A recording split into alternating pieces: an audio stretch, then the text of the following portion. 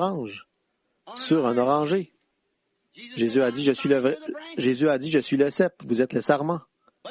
Par contre, si jamais cet arbre produit une autre branche, celle-ci portera le fruit originel de l'arbre. Et il doit y avoir un rétablissement de toutes ces choses à l'extrémité du cep. Il doit y avoir, se manifester un rétablissement, une lumière du soir pour l'éclairer et l'amener à maturité. Mais celui-ci sortira du cep, pas une dénomination qui y aurait été greffée, mais une production originelle de la parole. Il doit se manifester pour le temps du soir. Et il y aura de la lumière au temps du soir. Il faut la lumière pour la faire mûrir.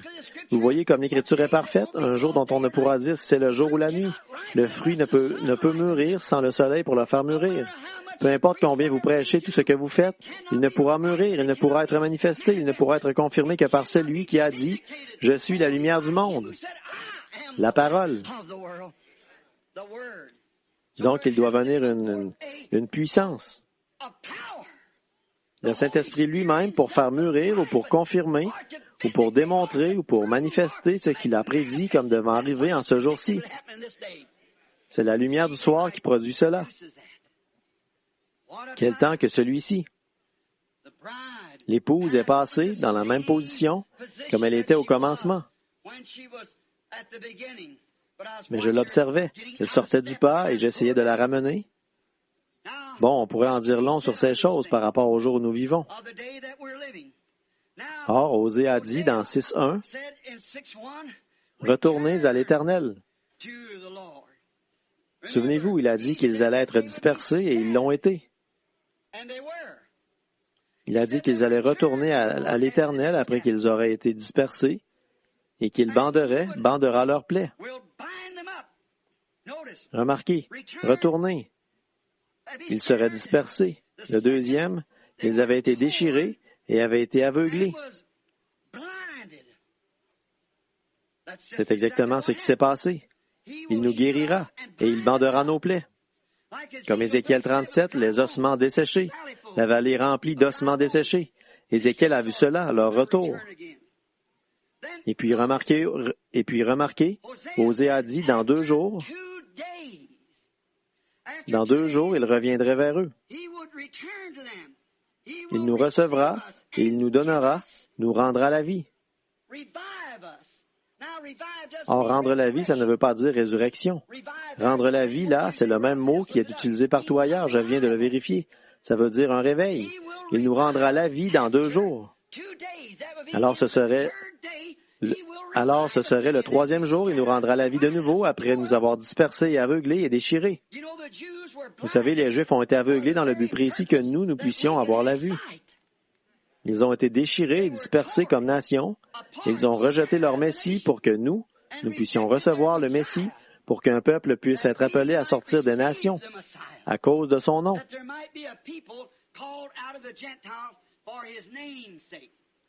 Or, d'abord, il y a l'homme, et la femme prend son nom. Ces gens des nations aveuglés qui n'arrivent pas à voir ce nom, le Seigneur Jésus-Christ, pour le baptême. C'est vraiment trop dommage, mais il faut qu'il en soit ainsi. Les Juifs, il fallait qu'ils ne le voient pas. Il n'y en a qu'un qui peut le voir, c'est celui qui est prédestiné à le voir. Autrement, vous ne le verrez jamais. Les Juifs ne pouvaient pas voir qu'il s'agissait là de leur Messie. Pourtant, c'étaient des érudits et des théologiens, des hommes reconnus pour leur grand savoir, qui lisaient la même Bible que vous lisez. Maintenant, une fois que cela nous a été divulgué, nous pouvons le voir clairement que c'était le Messie. Mais eux, ils ne pouvaient pas le voir, et ils ne peuvent pas le voir aujourd'hui non plus. Il a été prophétisé qu'eux aussi, ils seraient aveuglés. L'Église de ce jour-ci, il a été prophétisé qu'elle serait aveuglée, qu'elle rejetterait le message du temps du soir. Apocalypse 3 l'a dit. Tu es malheureuse, misérable. Remarquez dans quel état était l'épouse l'autre soir ou l'Église. Nue, aveugle, et tu ne le sais pas.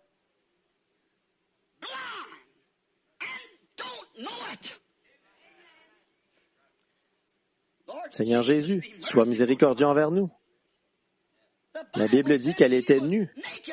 Je viens tout juste de le voir à l'instant. L'Église de Laodicée était nue, et quand elle est apparue l'autre soir, elle était nue. Je ne l'avais pas remarqué, et elle ne le savait pas.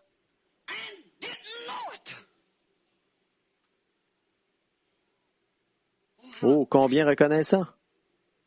Combien... Ce n'est pas étonnant que nous soyons si reconnaissants.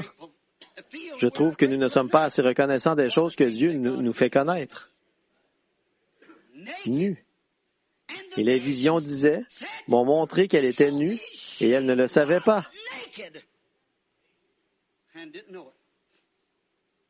Et aveuglée. Comme Israël a été aveuglé, pour que ceux des nations puissent entrer, maintenant ceux des nations sont aveuglés pour que l'épouse puisse être enlevée et qu'Israël puisse recevoir la fête des trompettes. C'est tout à fait parfait. Il nous rendra la vie dans 2 jours, où nous donnera un réveil en nous rassemblant, les Juifs, je parle des trompettes, là, et nous vivrons devant lui où nous aurons la vie éternelle. Voyez-vous, nous serons devant lui. La Bible dit ici dans Osée, elle dit, et nous vivrons devant lui. La vie, nous aurons la vie devant lui.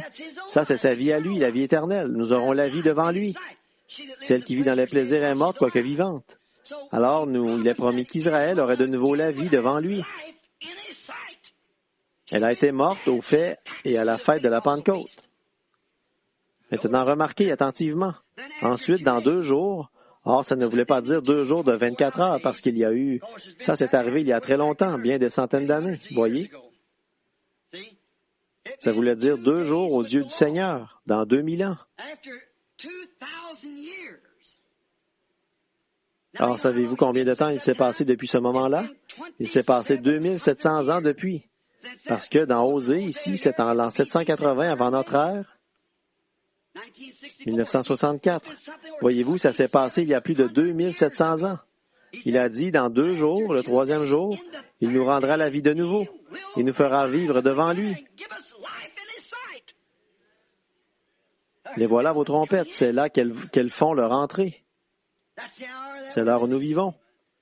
Le jour où nous vivons. Maintenant, ils ont été dispersés, aveuglés, rassemblés, et une bonne partie du 3e jour est déjà passée pour eux. Le voyez-vous? Ils ont été dispersés de la Palestine partout dans le monde. Ils ont été aveuglés pour qu'ils rejettent le Messie. Et maintenant, ils ont été rassemblés dans leur patrie, prêts pour les trompettes, pour qu'ils reconnaissent l'expiation.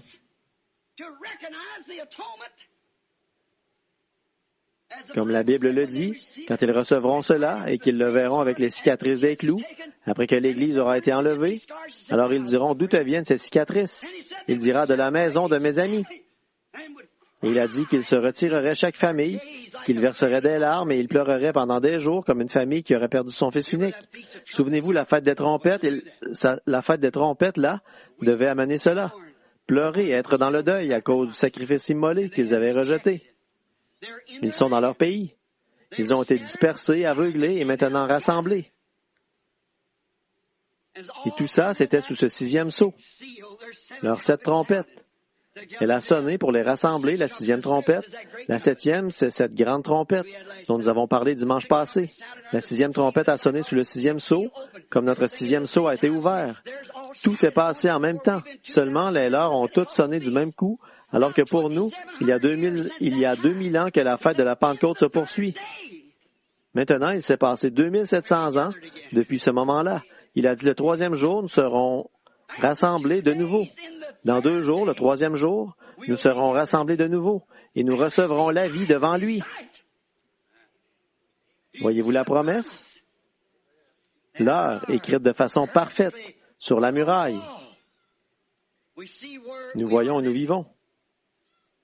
Maintenant, ils sont dans la patrie, attendant la fête des trompettes ou de reconnaître l'expiation.